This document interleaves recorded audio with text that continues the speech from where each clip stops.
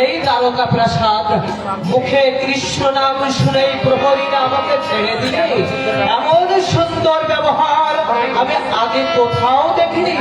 এখানে বৃক্ষ লতা পশু পাখি স্থাবর জঙ্গম সবাই যেন কৃষ্ণ নামে পাগল। মরি মরি কি অপূর্ব এই দ্বারকা প্রাসাদ। কে তুমি? কে আমি? এই তো পেয়েছি। আহা মরি মরি ইমানব জনধর শ্যামরূপ। পরিচয় দাও, তুমি কে? আমি তাও কি তোমার অজানা গোবিন্দ? কিন্তু আমি তো তোমায় কখনো দেখিনি। কিন্তু জন্ম জন্মান্তর যে তোমার সঙ্গে আমার পরিচয়। তা কি করে হয়? জন্মান্তরের কথা কি কারো মনে থাকে? অন্তত তোমার থাকে গোবিন্দ। খেয়ালি রাখো, পরিচয় দাও, তুমি কে?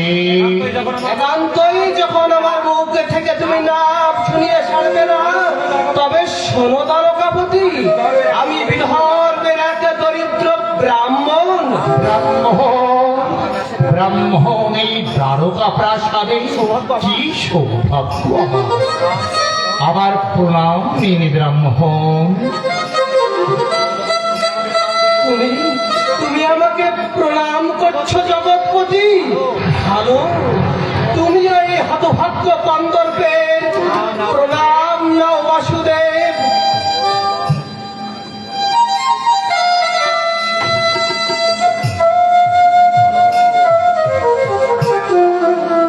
বলুন দ্বিজবর, কি উদ্দেশ্যে এই দ্বারকায় আগমন?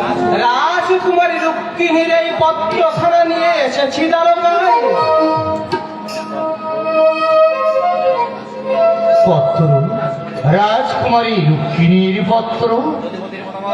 যদুপতির মতামত নিয়ে আমাকে এখনই বিদর্ভে ফিরে যেতে হবে। এখনই কেন ব্রাহ্মণ? পথশ্রমে আপনি ক্লান্ত, বিশ্রাম করুন, তারপর মতামত জানিয়ে আপনার হস্তে এই পত্র দেব। তাই হোক জনার্দন, তবে তাই হোক। শ্রী ভগবানের ইচ্ছায়